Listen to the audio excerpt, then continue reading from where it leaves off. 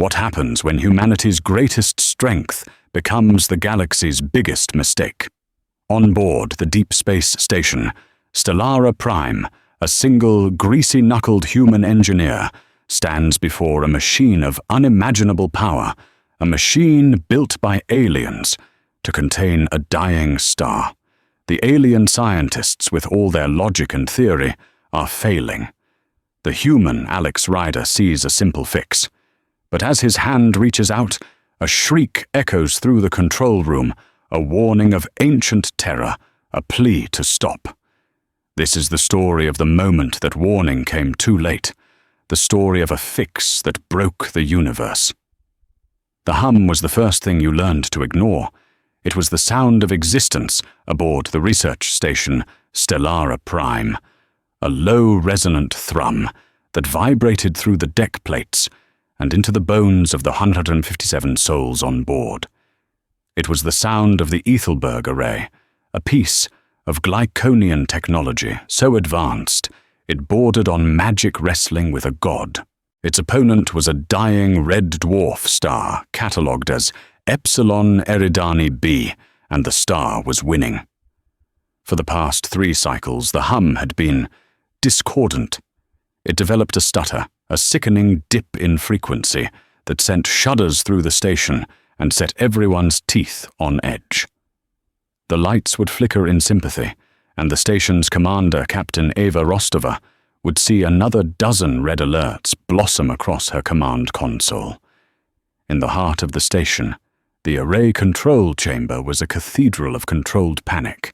The vast, cavernous room was dominated by a holographic projection of the star, a roiling, angry sphere of plasma caged in a shimmering, lace-like web of turquoise energy.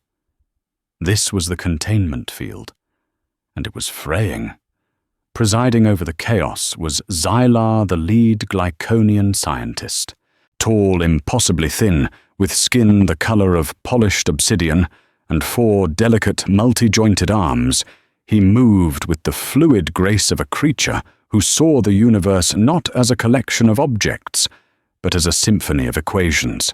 His 3 almond-shaped eyes, a startling shade of violet, darted across floating holographic screens, displaying streams of data that would have driven a human cyberneticist insane.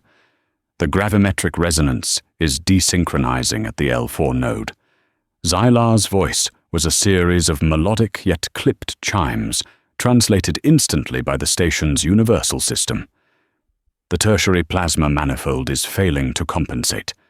We are seeing a cascade failure in the quantum foam stabilizers. Purity is dropping. It is suboptimal. Captain Rostova stood behind him. Her arms crossed her face, a mask of weary professionalism. Suboptimal is the word you use, Xylar, when the coffee replicator is on the fritz. The field integrity has dropped another 3% in the last hour.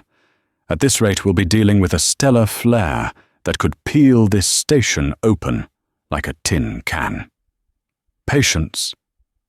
Captain Xylar chimed one hand gracefully, swiping a screen away, while another summoned a new cascade of Glyconian phase calculus. This is a delicate procedure. We cannot simply apply pressure. We must understand the underlying harmonic dissonance. And that was the problem. For weeks, Xylar and his team had been trying to understand. They ran simulations. They theorized.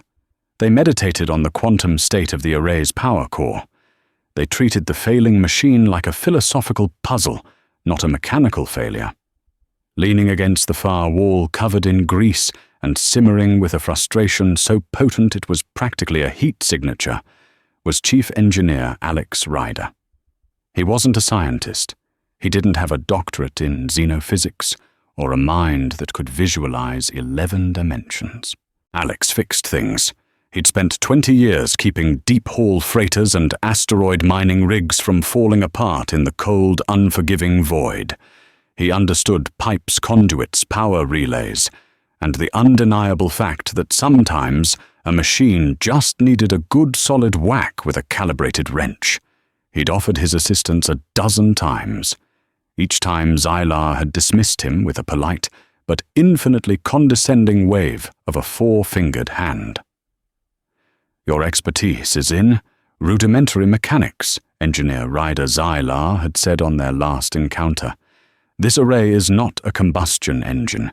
It is a living equation. To touch it without full comprehension of its quantum state would be like a child attempting neurosurgery with a hammer." Alex's jaw tightened at the memory. He looked from the Glyconian's elegant, fruitless dance of data to the holographic representation of the array's core systems.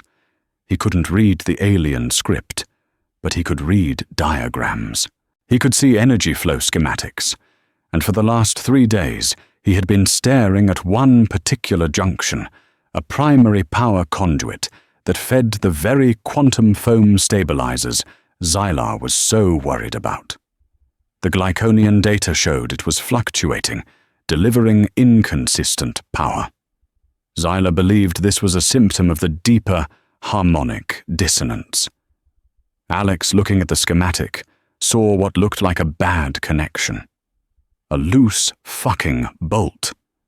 In his world, when a component flickered, you checked the wiring. You made sure it was seated correctly. You didn't write a sonnet about its existential angst. Xylar, with all due respect, Rostova's voice cut through the tense quiet. "Your understanding isn't stabilizing anything. The field is continuing to degrade. What is the next step? We are running a new simulation."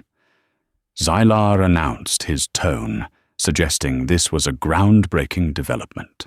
"If we can modulate the energy frequency to a tau-level oscillation, we might be able to coax the system back into equilibrium. It will take another 16 hours to compute the initial parameters." Alex snorted. It was just loud enough to be heard. Xylar's 3 eyes swiveled to pin him to the wall. "You find our methods amusing, Engineer. 16 hours, Alex pushed himself off the wall, wiping his hands on an already filthy rag. "In 16 hours, that harmonic dissonance is going to be playing a funeral dirge on the station's hull. Captain," he said, turning to Rostova, his voice low and urgent, "let me get in there. Let me look at the PC-7 junction, the physical conduit. Just 5 minutes." "Absolutely not." Xylar interjected, his voice losing its melodic quality and gaining a sharp edge. "The core housing is saturated with exotic particles. A biological entity, especially one as robustly organic as a human, would contaminate the entire system. The delicate balance would be shattered. It's already shattered." Alex shot back, taking a step forward. "It's falling apart while you're in here, playing with your space abacus. That junction is acting like every busted plasma relay I've ever seen. The power feed is choppy. Let me get my toolkit, I'll reseat the conduit, and I bet you your dissonance magically disappears." Rostova was caught in the middle. On one hand, she had the station's chief engineer, a man with a legendary reputation for pulling mechanical miracles out of thin air. On the other, she had the alien scientist who had built the damn thing, warning of quantum doom. Protocol was clear, defer to the Glyconian expert. But her gut, the same instinct that had saved her crew more than once, was screaming at her that Alex was right. A final simulation. Xylar, she declared, her voice carrying the unmistakable weight of command. "You have 1 hour to show me a tangible result. 1 hour. If that field hasn't stabilized by then, I'm sending in my engineer." "Is that understood?" Xylar's slender body stiffened. The insult was profound, but a direct order from the station commander couldn't be ignored. "As you wish, Captain," he chimed, his tone dripping with acidic condescension. "We will attempt to explain the universe to the unenlightened in your abbreviated time frame." He turned back to his screens, his 4 hands flying in a blur of motion. Alex met Rostova's gaze and gave a subtle, almost imperceptible nod. He then turned and walked out of the control room, not back to his workshop, but towards the maintenance access corridor that led through a series of hazardous material airlocks directly to the physical housing of the Ethelberg array's core. He had a feeling his hour was going to come up much, much sooner. Alex didn't wait for the hour to be up. He knew bureaucratic inertia and Glyconian pride when he saw it. In his experience, by the time Command officially sanctioned the sensible solution, the disaster had already happened. He was a firm believer in the principle of, it's easier to ask for forgiveness than permission, especially when permission was being withheld by a creature who thought you could fix a star by humming at it. He moved with the quiet efficiency of a man who knew every shortcut and maintenance crawl space on the station he helped build. He bypassed the main access corridor, instead taking a service lift down to the subdeck, a maze of humming conduits and bundled fiber optics. The air here was colder recycled with less care and smelled of ozone and hot metal. It smelled like home. In a small forgotten locker tucked behind a coolant manifold, he kept his personal toolkit. Not the standard-issue station gear, but his own set. Tools he'd inherited from his father, who'd been an engineer on the orbital platforms of Mars. There was a heft to them, a reassuring solidity. He pulled out a large adjustable wrench, its chrome finish worn smooth by decades of use. He called it the Persuader. And next to it, a custom-built diagnostic scanner he'd cobbled together himself, one that translated raw energy signatures into readouts he could actually understand, volts amps resistance. Simple, honest numbers. Making his way to the airlock leading to the array's primary housing, he sliced open a panel with a plasma torch and hot-wired the door controls. Alarms should have screamed, but Alex had disabled the local alert system for routine maintenance 10 minutes earlier. He knew he'd catch hell for it later, but only if he was wrong. If he was right, they'd probably give him a medal. The inner door hissed open, and he was hit by a wave of palpable energy. It felt like standing too close to a high-voltage transformer. The air vibrated, and the fillings in his teeth ached. The chamber beyond was a marvel of alien engineering. The walls weren't flat, but curved, covered in glowing filaments that pulsed with soft turquoise light. In the center of the chamber, suspended in a magnetic field, was the PC-7 junction. It was larger than the schematics suggested, a cylindrical device the size of a small car, woven from a crystalline material that seemed to drink the light. Dozens of thick armored conduits snaked into it, pulsing with the lifeblood of the array. Alex's scanner went wild, its simple display struggling to quantify the sheer amount of energy flowing through the room. But through the storm of exotic readings, it found what he was looking for.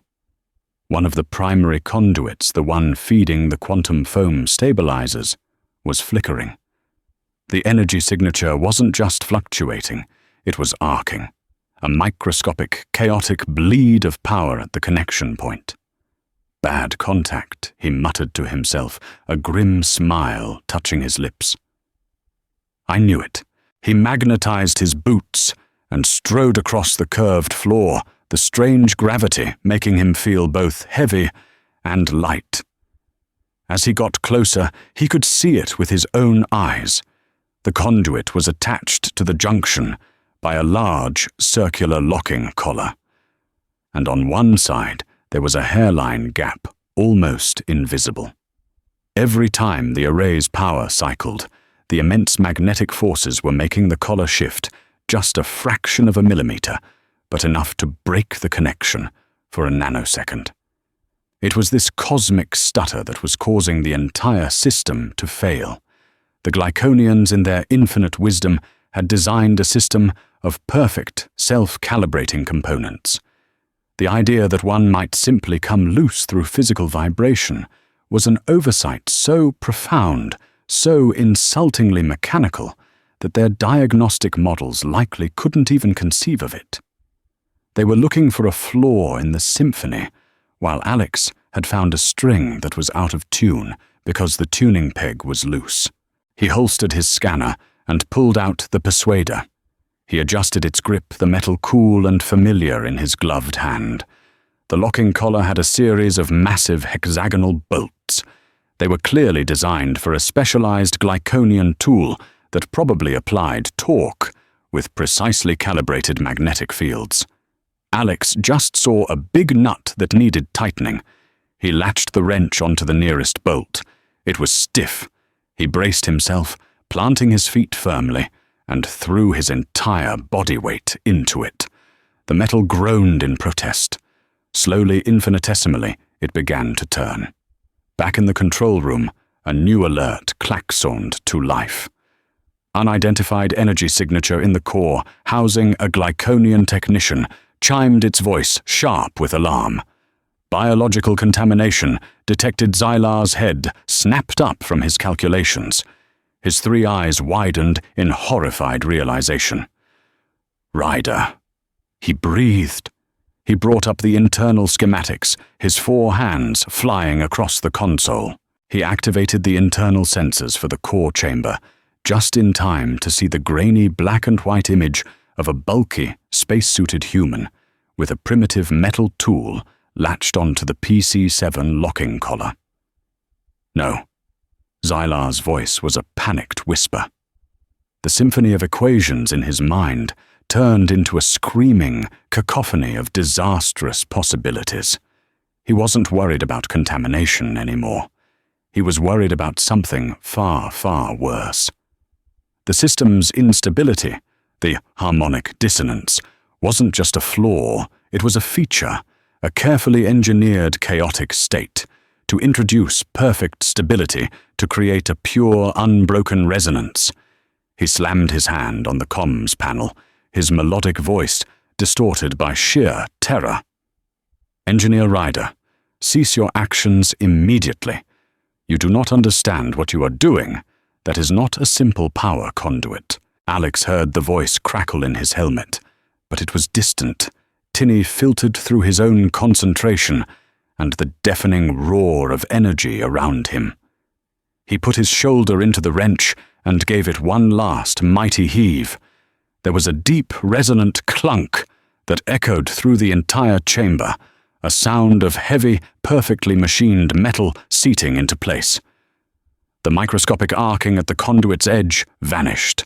The hairline gap was gone. "Don't touch that!" Zylar's voice shrieked in his ear, a desperate, terrified yell. But it was too late. The human had already fixed it. For a single heart-stopping second, there was absolute silence. The dissonant hum that had plagued the station for weeks vanished. The shuddering in the deck plates ceased.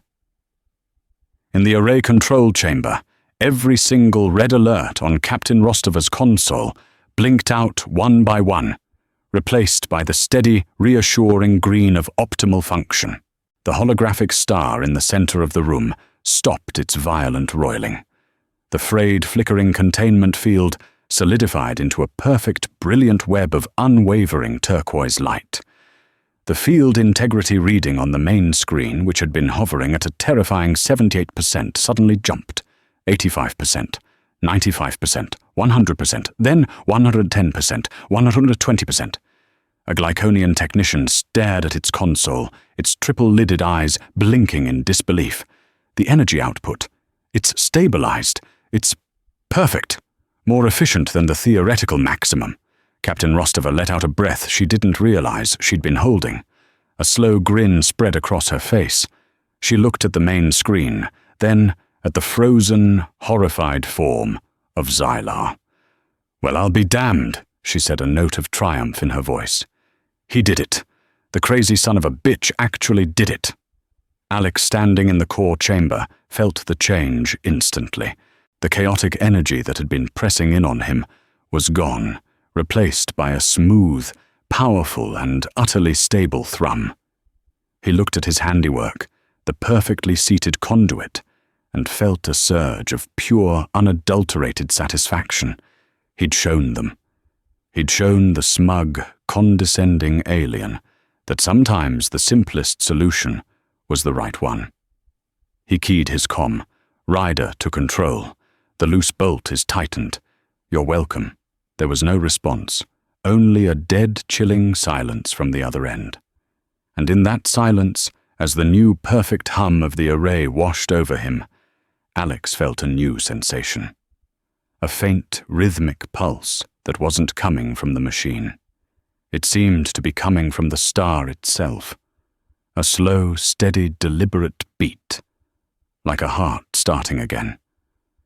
The celebration on Stellara Prime was immediate, but oddly subdued. There was a collective sigh of relief, the release of tension that had been coiling tighter for weeks. The mess hall served its finest protein paste, and someone even broke out a bottle of genuine earth-distilled whiskey that had been smuggled aboard. Alex Rider was the undisputed hero of the hour. He was slapped on the back, his hand was shaken until it was sore, and he endured the clumsy adulation with a gruff, self-deprecating grace. For the first time since the joint mission began, the human contingent of the crew walked with a swagger. Their man, the grease monkey engineer they all knew and respected, had succeeded where the galaxy's most brilliant minds had failed. It was a victory for pragmatism, over theory for calloused hands, over elegant equations. But the Glyconians did not celebrate. They retreated. The bustling, melodic chatter in their section of the station fell silent. They moved through the corridors like obsidian ghosts, their violet eyes downcast, refusing to meet the gazes of the jubilant humans. Xylar had locked himself in his personal laboratory, denying access to everyone, including Captain Rostova. His only communication had been a single terse message.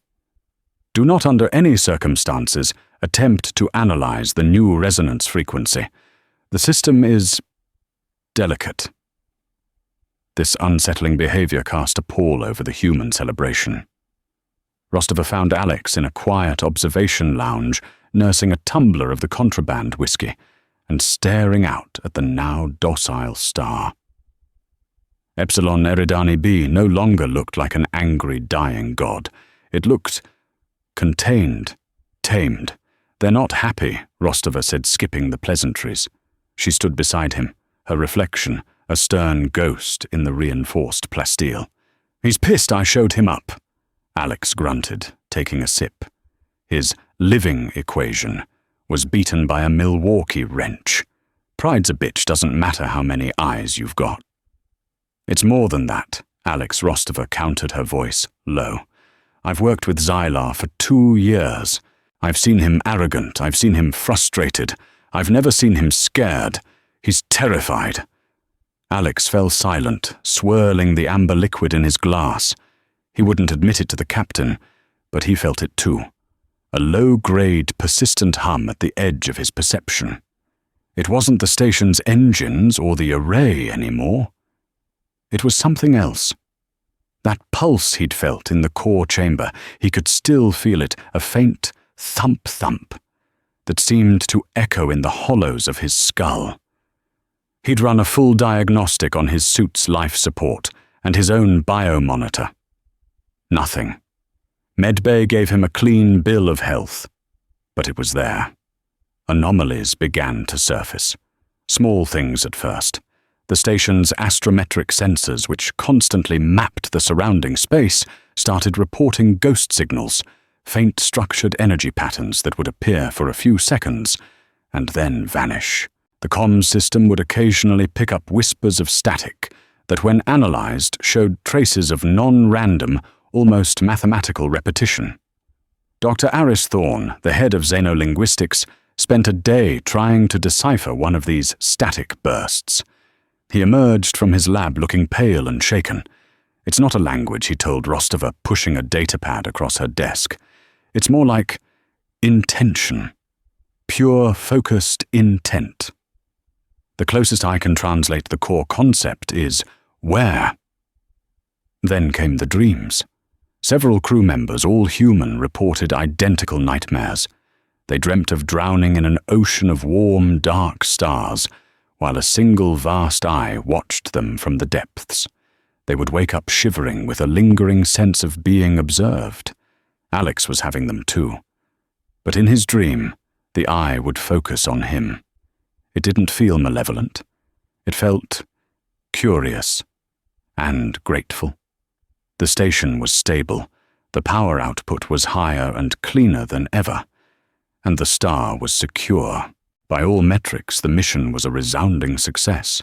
But the atmosphere was thick with a silent, creeping dread. The perfect hum of the array no longer sounded like safety. It sounded like a held breath.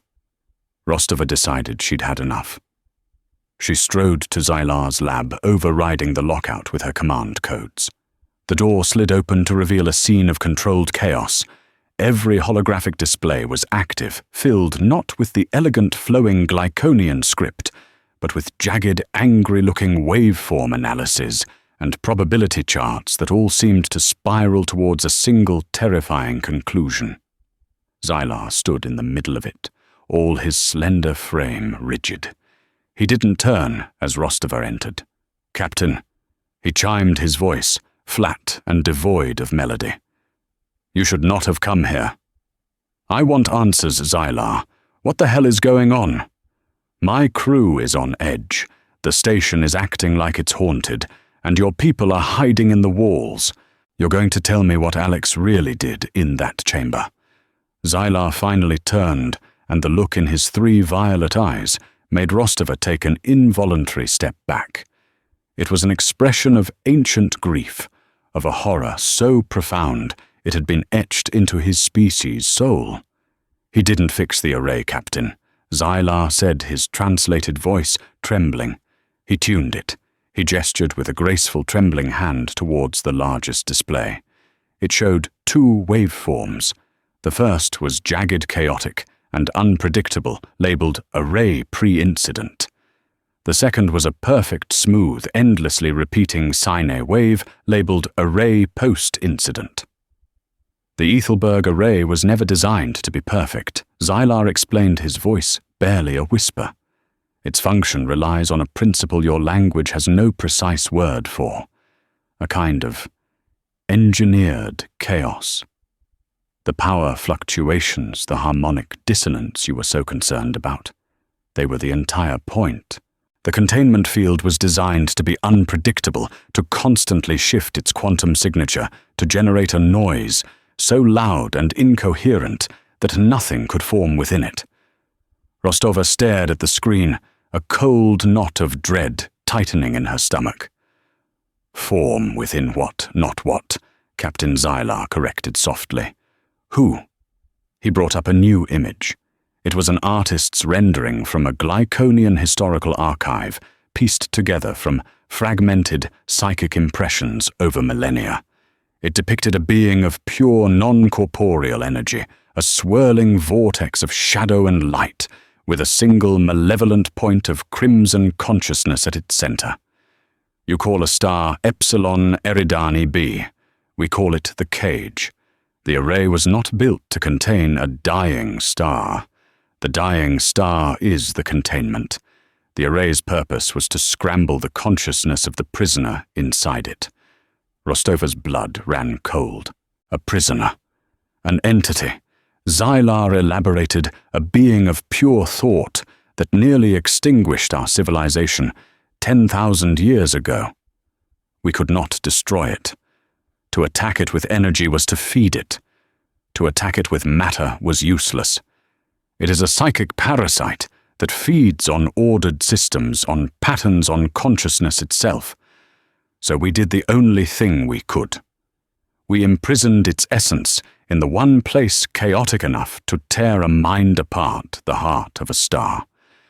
And we built the array around it to ensure its thoughts could never ever cohere. He pointed a trembling finger at the perfect sine wave on the screen, the wave that represented Alex's fix. Your engineer, with his wrench and his brilliant catastrophic simplicity, has silenced the noise. He has ended the chaos. He has given the most dangerous mind in the known galaxy the one thing it has been denied for 10 millennia. Xylar paused, letting the full weight of his words fall upon the captain. He has given it silence, the perfect resonant silence it needs to think. The pulse you are all feeling, the dreams that is the prisoner waking up. The revelation struck the command deck of Stellara Prime like a physical blow.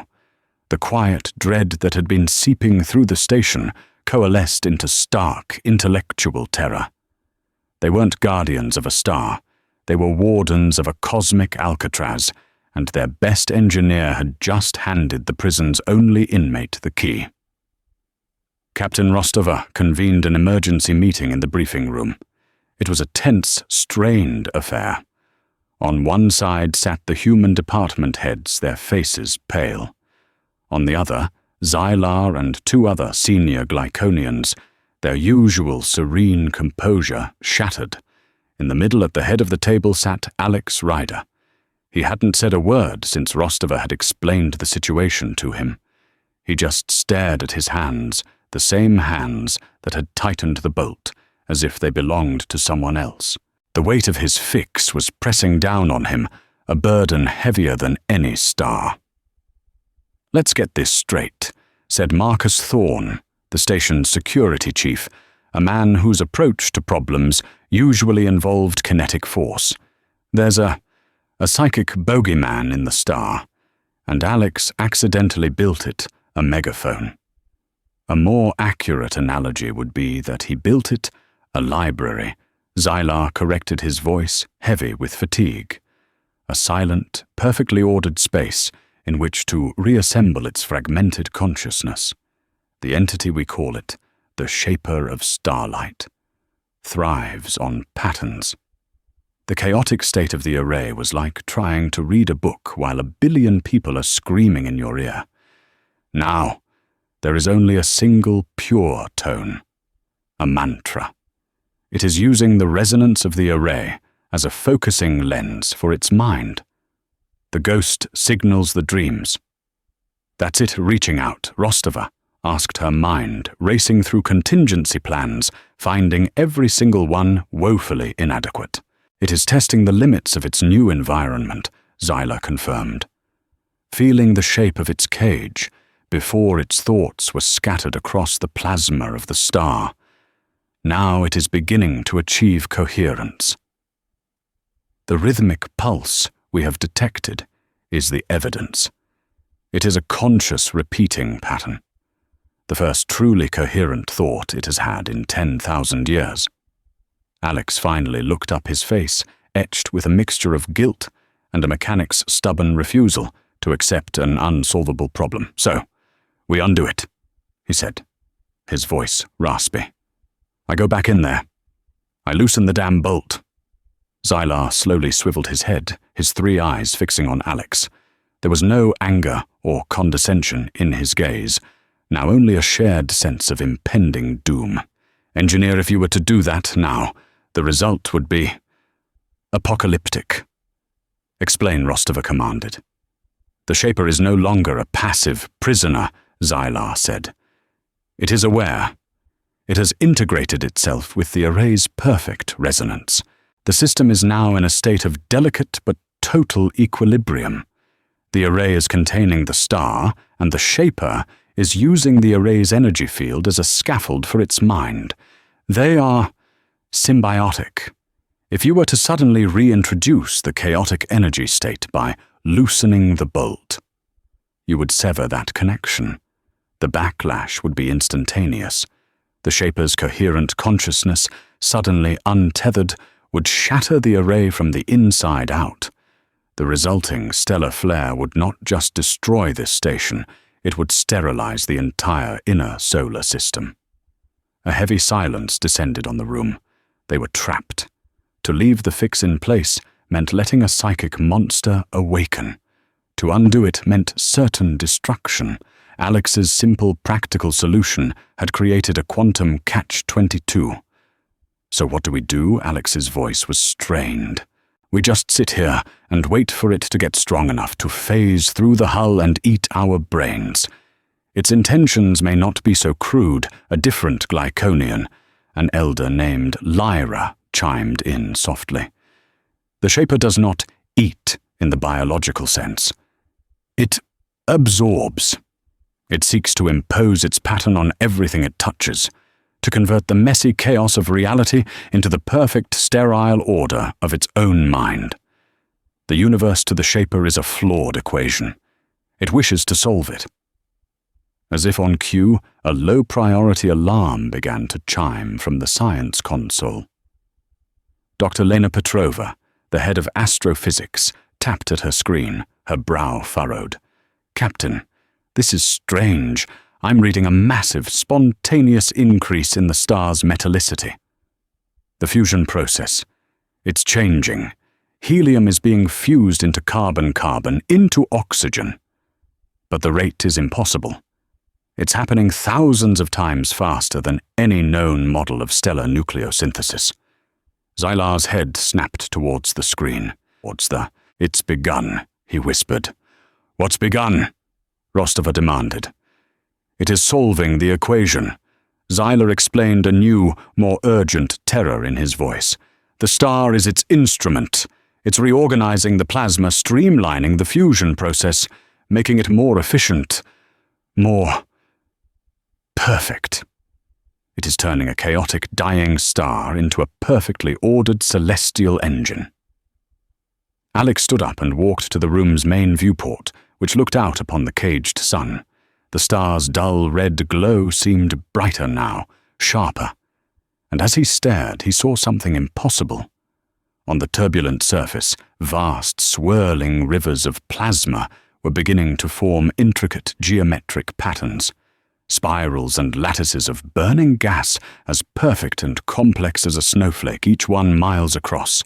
The star was no longer just a ball of fire. It was becoming a work of art, a piece of cosmic architecture. The comms channel crackled to life. It was a frantic voice from the habitation ring. "Command, we have a situation in Med Bay. The crystalline samples from LV-426. They're growing and they're forming patterns that match the station's power grid schematic." Another call, this one, from engineering. "So the backup water reclamation system just activated itself. It's not just filtering the water. It's restructuring the H2O molecules into a perfectly stable crystalline lattice. The water is freezing solid at room temperature." The entity wasn't just waking up. It was extending its influence, its preference for order, through the very resonance of the array that Alex had perfected. It was touching every system connected to the station's power, every patterned object, every ordered process, and improving it, perfecting it. Alex watched the beautiful, terrifying art being drawn on the face of the star, and finally understood. The Shaper wasn't a monster of destruction. It was a monster of creation. It wouldn't kill them with fire and rage. It would kill them with perfection, ironing out the messy, chaotic, beautiful flaws of life until nothing remained but a silent, perfect crystal pattern. And his wrench had just opened the door and invited it in.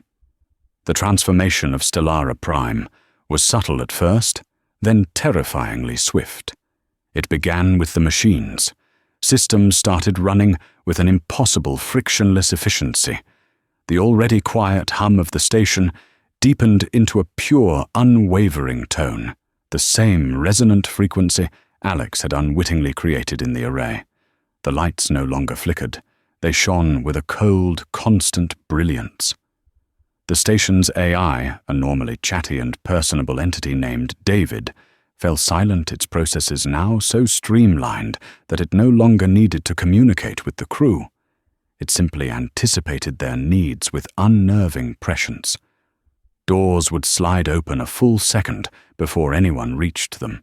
Coffee would be replicated to the exact temperature preference of the approaching crew member without being asked. At first, it was a novelty.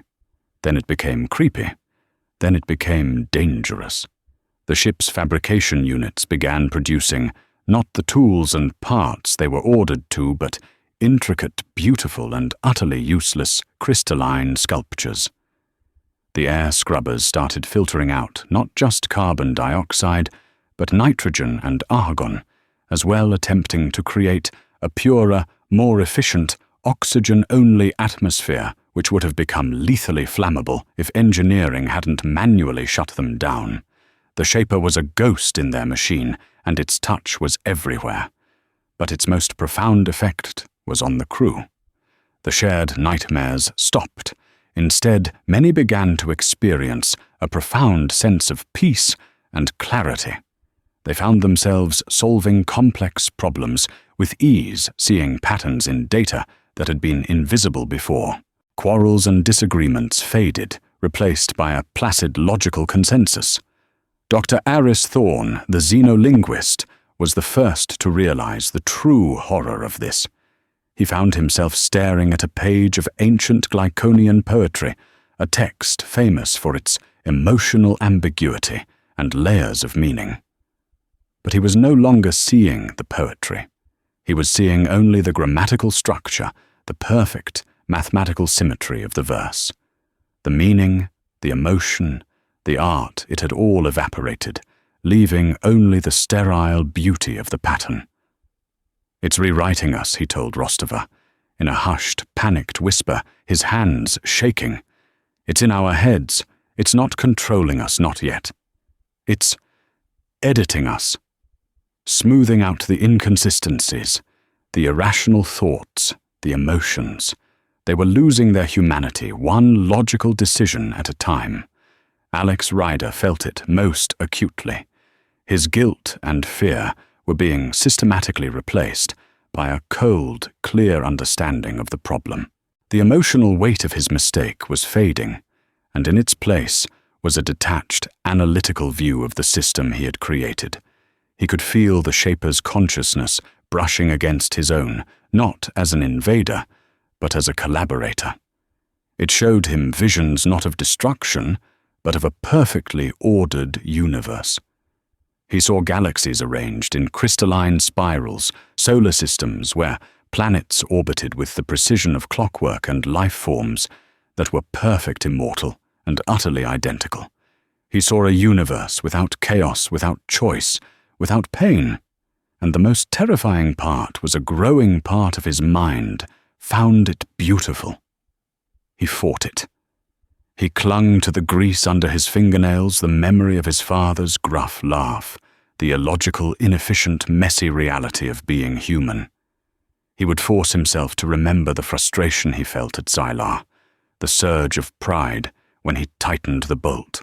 These chaotic emotional memories were his anchor against the rising tide of perfect logic. In the midst of this creeping existential threat, Xylar and Alex formed the unlikeliest of alliances. They locked themselves in Alex's workshop, a place Xylar had once considered a primitive den of greasy tools.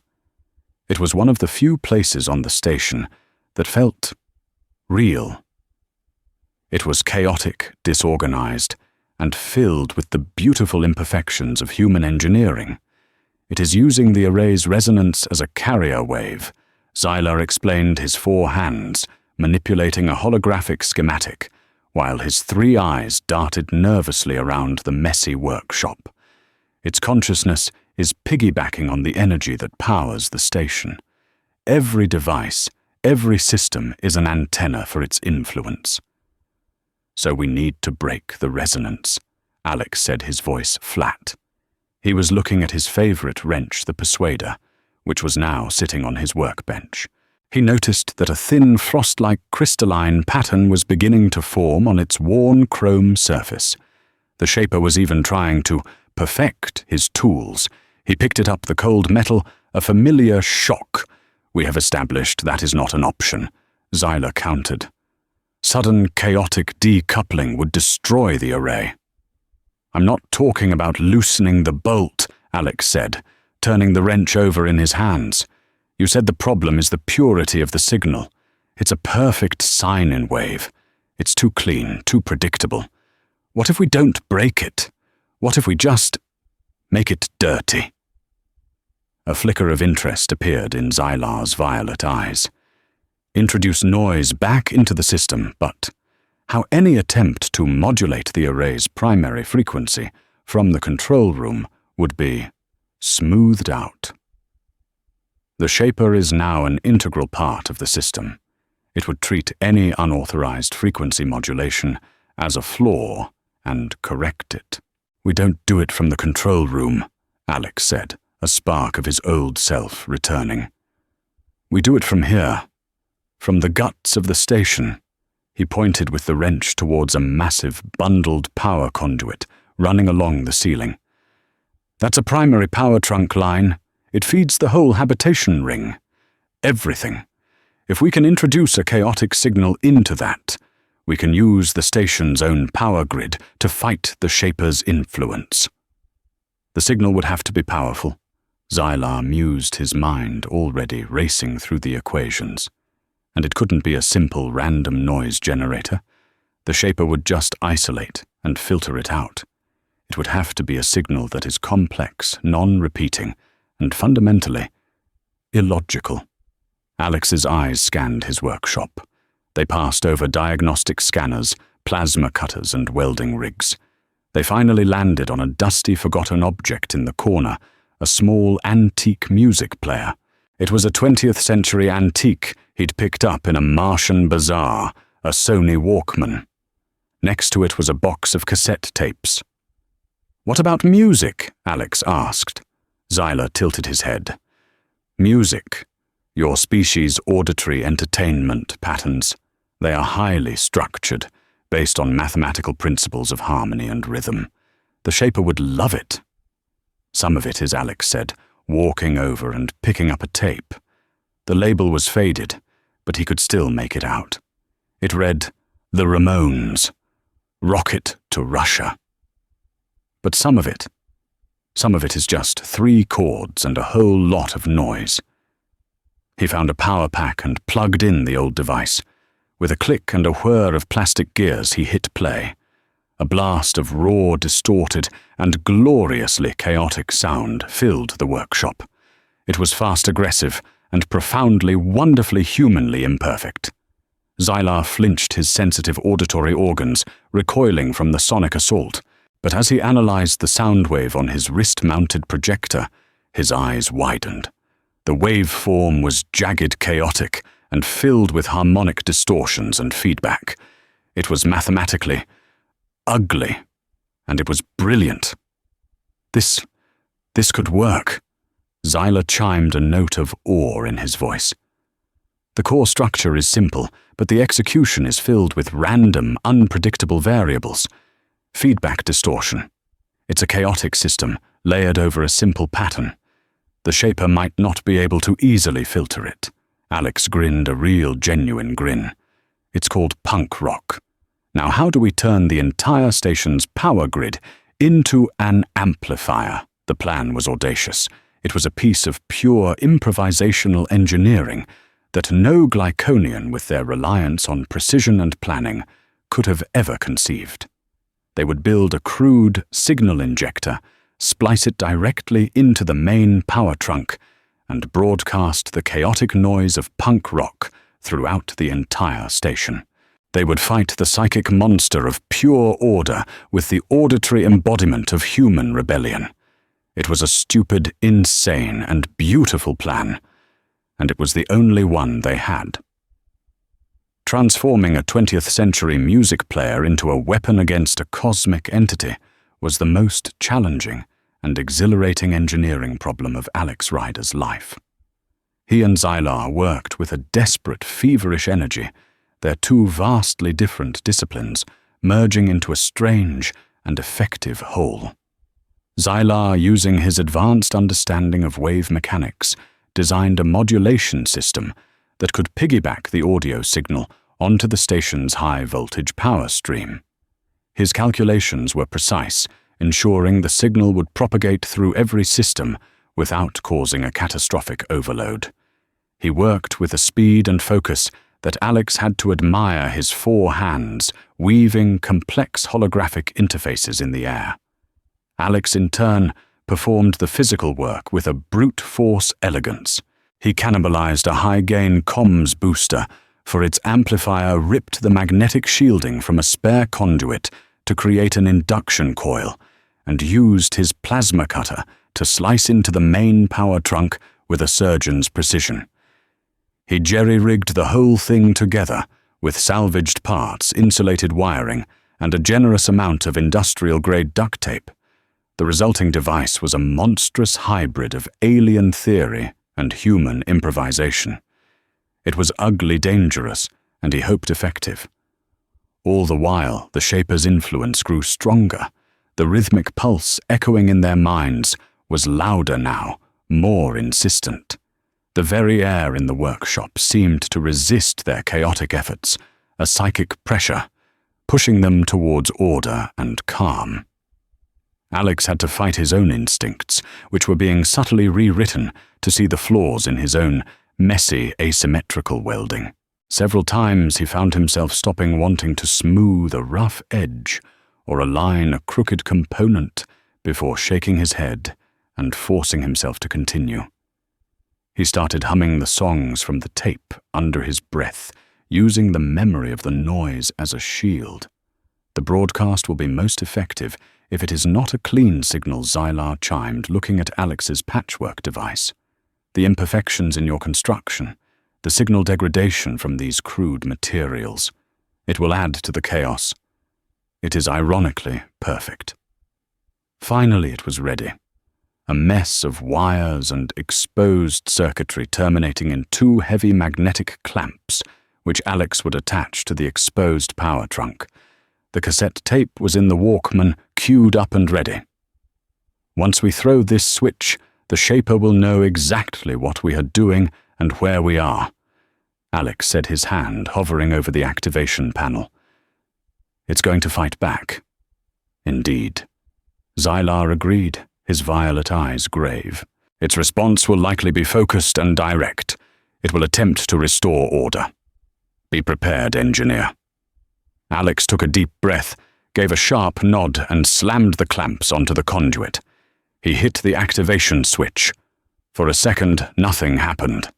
Then, a loud crackle echoed from the speakers of the comms panel, and the lights in the workshop flickered violently.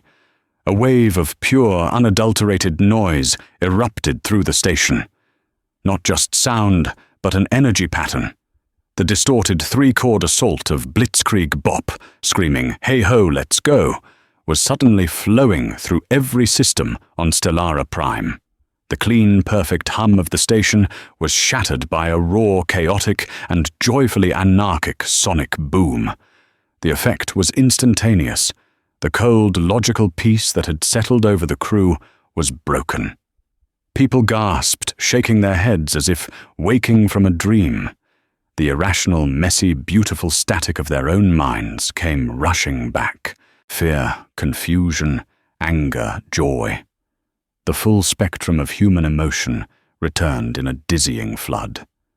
The Shaper's reaction was immediate and terrifying. It wasn't a physical attack, but a psychic one, and it was aimed directly at the source of the chaos, Alex's workshop. The pressure in the room became immense, a physical force that made their ears pop. The metallic walls began to groan and warp the neat rows of bolts and screws, trying to rearrange themselves into perfect geometric patterns.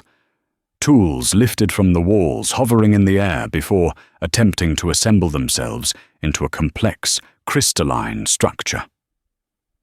Zylar cried out, clutching his head, as the Shaper's mind hammered at the defenses of his own. As a Glyconian, his mind was more structured, more orderly than a human's, and thus more vulnerable. He saw the universe dissolving into a perfect sterile equation and felt his own consciousness being drawn into it.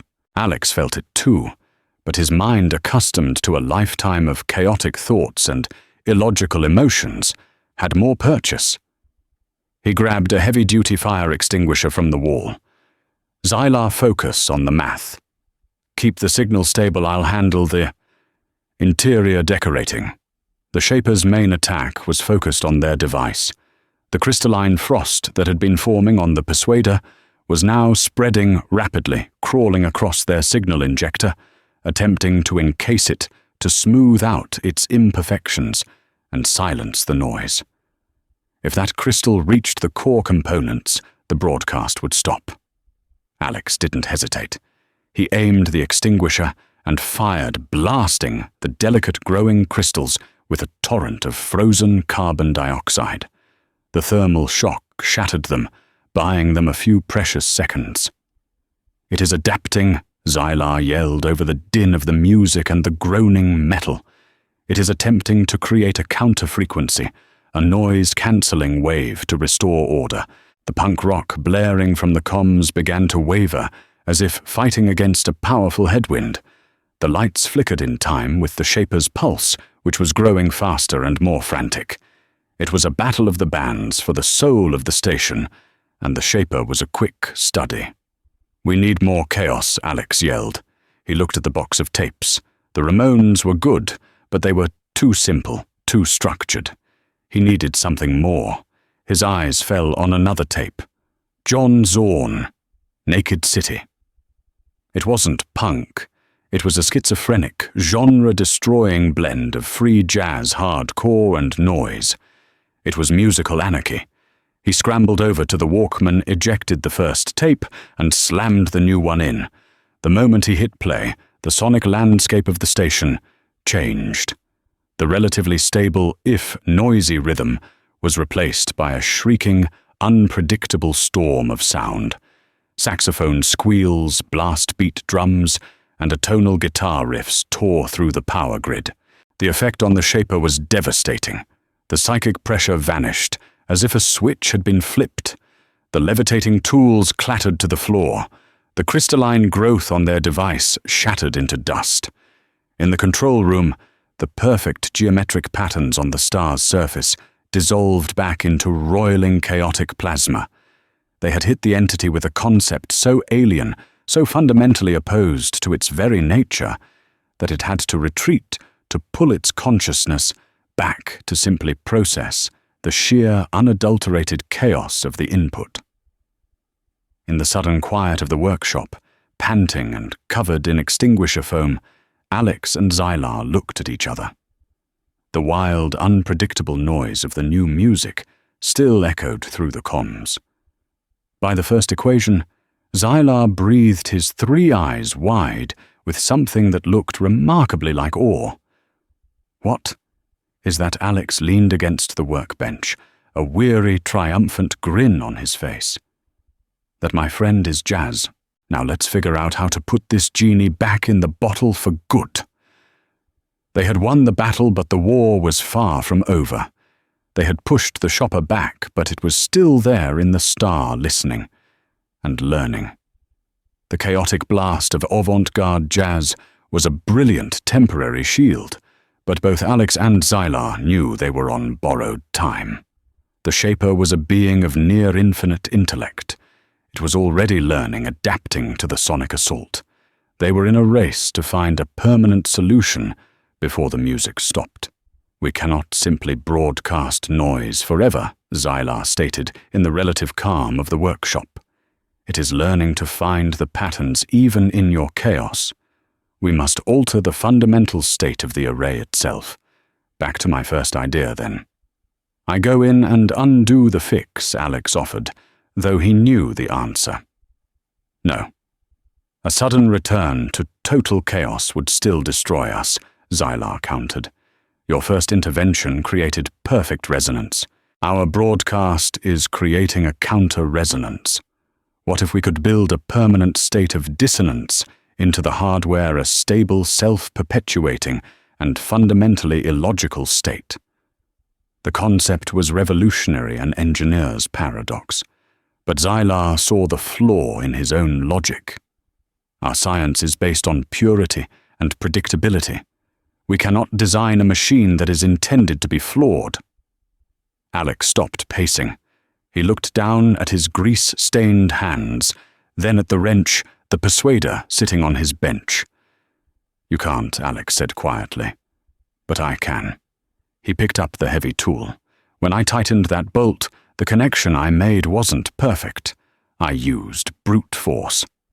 I scraped the collar, stressed the crystal, and left microscopic traces of the wrench's metal behind.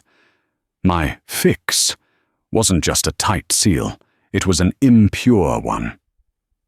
I introduced the human element. The epiphany struck Xylar with the force of a physical blow. Their final plan was born from that simple truth. They would not reintroduce total chaos. They would build a permanent source of imperfection directly into the array's core. Xylar designed a dissonance engine, a device that would convert crude physical vibrations into a constant stream of low-level quantum static. The engine itself was another of Alex's beautifully ugly creations, a deliberately unbalanced motor from an old air circulator, with a chunk of unrefined meteorite bolted to its flywheel. It was a piece of pure natural chaos, designed to be wired directly to the PC7 junction. It would forever dirty the array's signal, making it impossible for the Shaper to ever find the perfect silence it needed to think. Under the cover of their musical shield, they returned to the core chamber. Working as a single cohesive unit, Xylar guided Alex, indicating the precise quantum points to attach their device, while Alex performed the brute force installation. Finally, their crude engine was bolted onto the elegant alien technology. "Ready," Alex's voice crackled over the comm to the control room. "Do it, Captain," he ordered. The station plunged into a deafening silence as the music cut out. Instantly, the psychic pressure of the Shaper slammed down, and the pure hum of the array began to rise in pitch, a mind of infinite power, seizing its moment of freedom. But then a new sound began, a low, uneven, and deeply mechanical whoomp-whoomp-whoomp from the dissonance engine. A flicker of static appeared on the energy readouts. The pure hum faltered, the psychic pressure vanished, and the array settled into a new state, a steady wave with a constant fuzzy, unpredictable edge. It was stable, but it was imperfect. Standing in the core, Alex and Xylar watched the last geometric patterns on the star's surface fade into natural roiling chaos. The psychic pulse was gone, drowned in a sea of constant, irritating, and gloriously human imperfection. The symphony, Xylar said, his voice, filled with a new deep respect, requires a human element, it seems. A little improvisation. Alex grinned, clapping the thin glyconian on his bony shoulder. "Yeah, well," he said, his voice echoing in the now safe chamber. "Sometimes you just need to know when to hit it with a wrench." And so the greatest threat the galaxy had ever known was defeated not by a fleet of warships or a reality-bending superweapon, but by a grease-stained engineer, a roll of duct tape and a mixtape of chaotic human music. The story of Alex Rider and Xylar is a testament to the idea that our flaws, our imperfections, our messy, illogical, and emotional nature, the very things we sometimes see as weaknesses, can be our greatest strengths. It's a reminder that sometimes the most elegant solution isn't found in a perfect equation, but in the beautiful chaos of the human spirit. What did you think of Alex's unorthodox solution? Would you have trusted the logical scientist or the hands-on engineer? Let me know your thoughts in the comments below. If you enjoyed this journey into deep space drama, please show your support by hitting that like button, sharing this story with a fellow sci-fi fan, and subscribing for more tales of humanity's unexpected place in the cosmos. Thank you for listening.